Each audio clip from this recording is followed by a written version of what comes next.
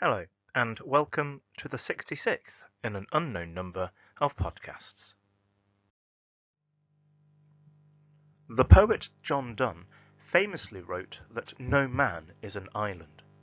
And yet in these days of lockdown, shielding, isolating and social distancing, it can seem that it goes against his concept of humans as social beings. I have to say that while I've been producing these podcasts, there's been a feeling that I've been working in splendid isolation. So I'm very thankful through technology to once again welcome a guest to the podcast.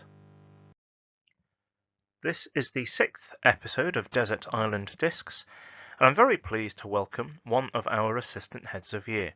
And so today's castaway is Miss Hilditch. Hi Mr. Fung, thank you very much for having me on Desert Island Discs. I would really love to actually be on a desert island right about now.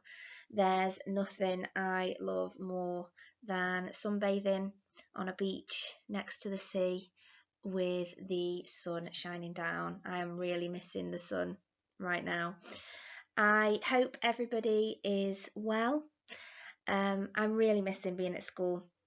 I'm definitely looking forward to being back in my KMAT bubble when it is safe to do so. Let's get started.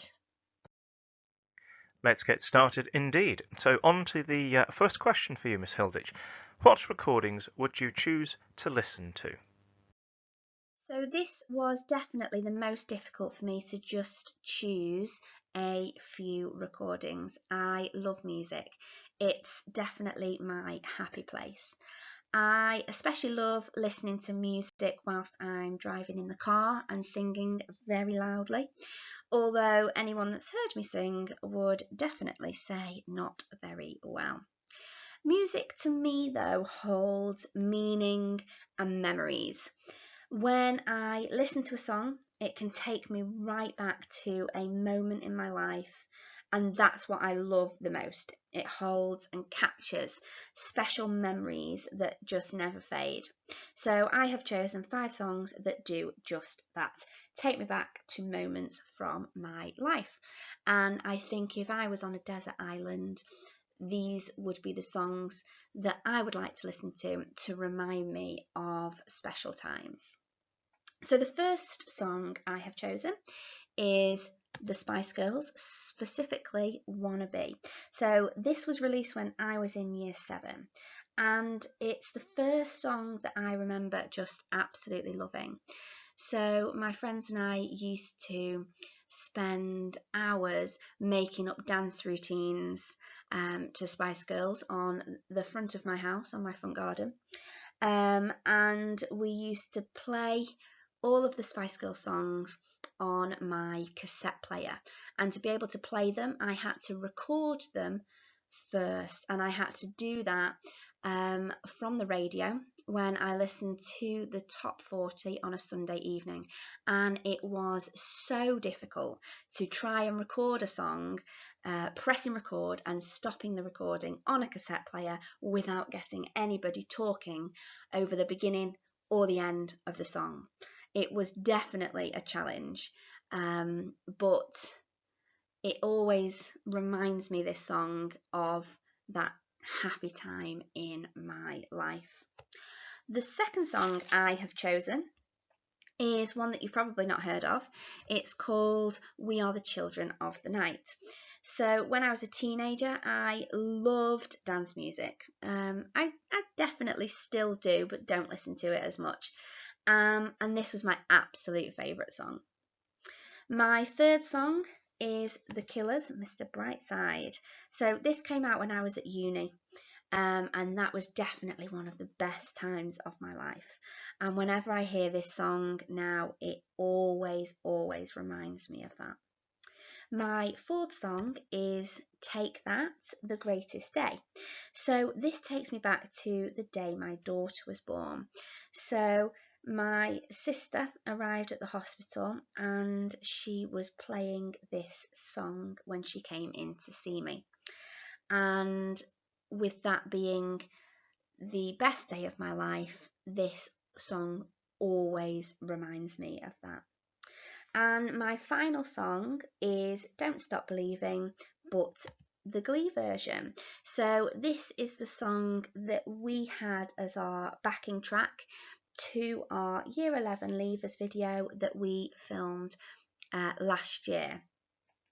And now whenever I hear it, it always reminds me of my first form group and year group that we said goodbye to last year. And with the way things have gone for this academic year, last year, to me at least, seems such a long time ago. Lovely to hear that all of your choices are tied in with special memories. And I'm sure, as we've said before with other guests, that is the power of music to be able to evoke those special memories.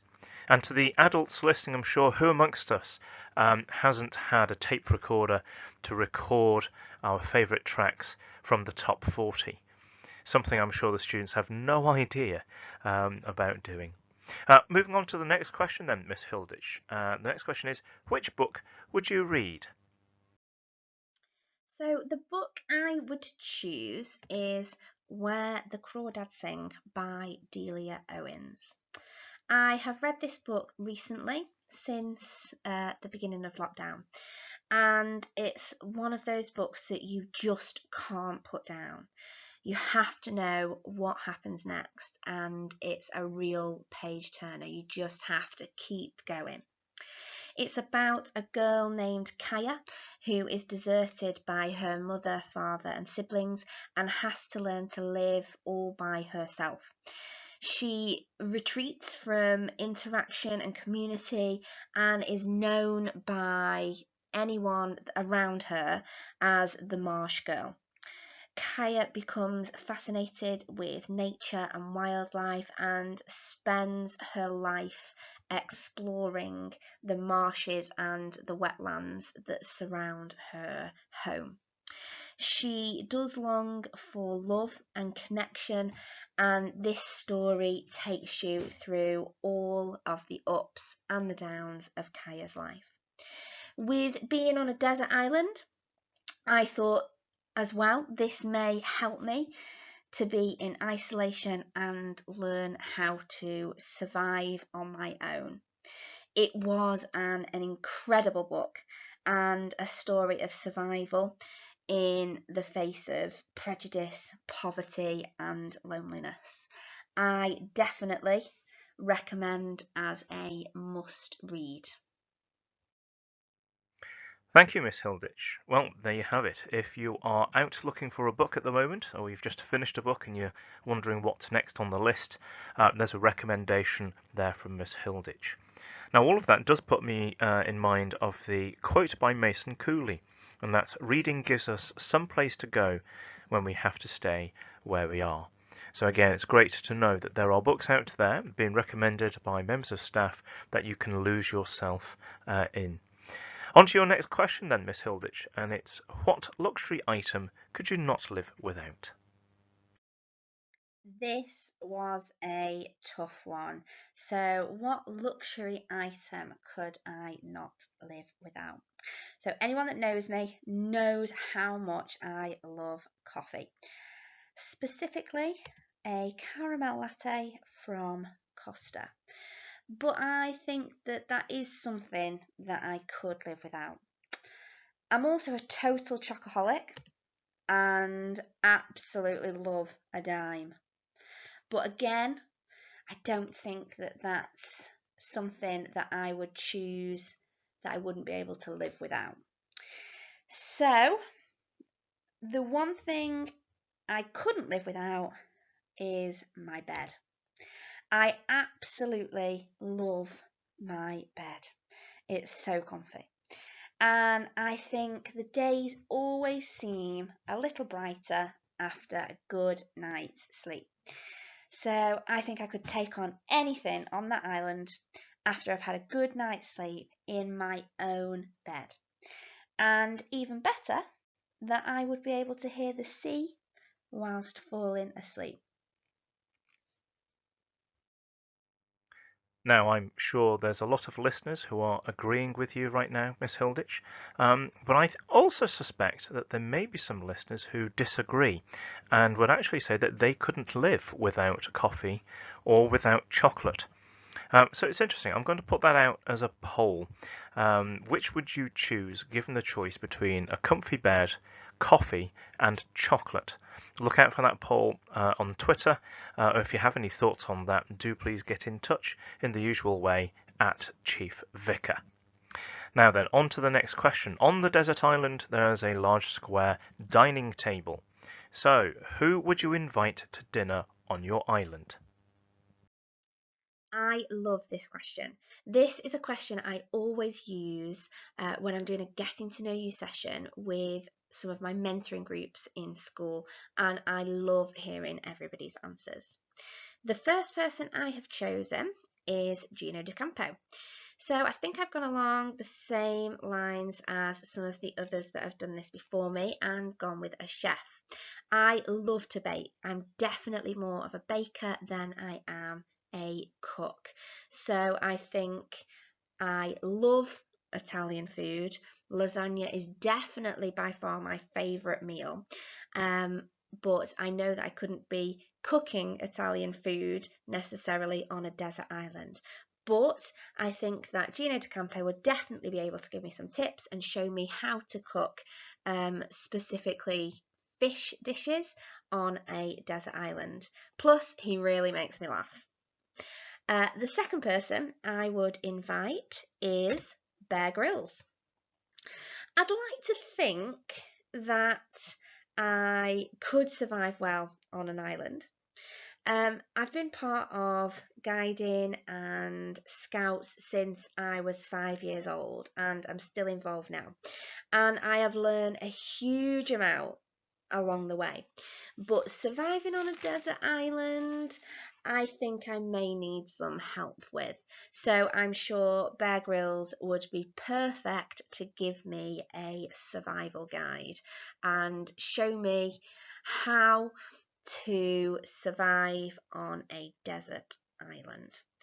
My third person would be James Corden. One of my absolute favourite comedies is Gavin and Stacey, and Smithy, definitely one of my favourite characters. Having James Corden on the island means I could quiz him about how that Christmas special episode ended and find out if and when the next one will be and what he would say to the question he was asked. He's also met and interviewed so many celebrities that he must have a huge amount of gossip. And I'm on a desert island, so I couldn't tell anyone, so I'm pretty sure he'd share it. Well, fingers crossed that he would share that gossip with you. And it's great to see that you followed a similar tactic to other castaways in having somebody who could prepare meals for you. Also to have somebody who has interviewed and met a wide variety of people so that you can have some interesting conversations via the power of a handshake. I do believe, however, that you're the first person to invite a survival expert, so perhaps your chances of staying on there are greatly increased. Perhaps that's the plan all along because you love desert islands and you love to sunbathe. Anyway, on to your final question, Miss Hilditch. What would be your message in a bottle? So my message in a bottle would probably contain lots of quotes. I love an uplifting quote, as you will probably know if you've been in my classroom at school and seen them all around it. And the one that I'm thinking right now is keep calm and think of the beach. I can't wait to be able to get onto the beach again. It's just one of my favourite things to do, just walk along the sand on the edge of the sea, and can't wait to do that again. But if it was right now, I'd want to remind people of what we've learned through this time and what not to forget and what I'll not forget when we come through it. And these are the things that I will definitely take with me. The first one is being with others brings happiness. So while social media has been a great way of staying in contact with family and friends, I honestly can't wait to see them all again, and definitely won't take for granted the time that I spend with them in the future. The second one is showing gratitude matters. So I've never been more grateful for all of those key workers in our community that have just kept everything going. And just saying thank you goes such a long way. But gratitude is definitely something I and all of us can show more of and continue. It not only feels good, but encourages more kindness as well. My third is that we maybe, or I maybe, need less stuff than we think. So now that I can't go shopping or get my hair or eyelashes done or go for meals out, have takeaways, or even just pop to the shops for a single ingredient, I've realised that actually I'm doing just fine. And the basics are definitely what's important: food, clean water, and good health.